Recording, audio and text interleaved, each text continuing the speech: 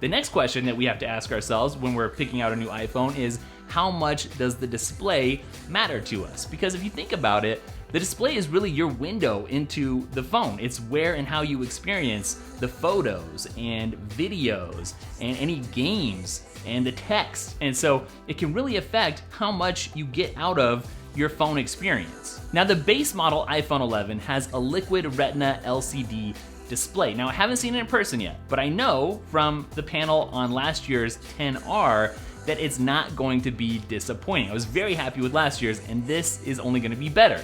That said, I just want you to know, you're not really gonna notice the difference between that display and the Pro displays unless they're sitting next to each other. Now, I'm glad to see that the regular iPhone 11 has tap or raise to wake, and if you have an older iPhone and you haven't experienced this yet, it makes a big difference. Like if your phone's just sitting there and you can tap on it to check the time, it's really convenient. And I've switched back and forth.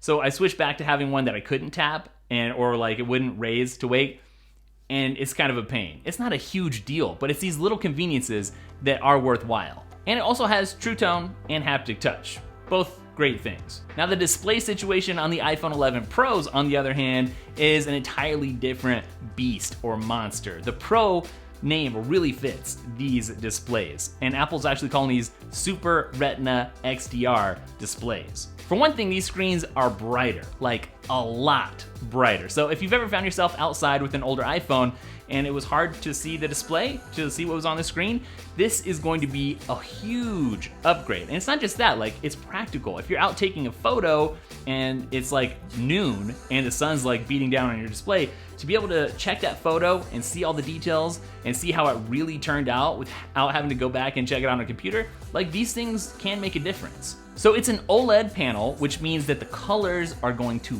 pop. They're gonna be really rich and bright and saturated, and the blacks are gonna be really inky and dark and like true perfect blacks. And when they work together, those true dark blacks, they really, next to the colors, it makes everything look better because the colors pop more against that dark black. So one place where this is gonna be a big difference between the two different iPhones, the Pro and the regular, is with dark mode in iOS 13, which is coming out right now. So think about dark mode, and then think about dark mode on an OLED screen with those true blacks. This is gonna be way different and way cooler, I think. So for me personally, I am gravitating towards the Pro display here just because I do shoot a lot of video. I'm gonna use it for a lot of video stuff, and I wanna see what I've shot in accurate detail out in the sunlight and whatever. I just want the videos to look great, but I can say this very confidently. Again, based on last year's 10R, if nothing else, I would be very happy living with the regular iPhone 11 screen. It's gonna look great.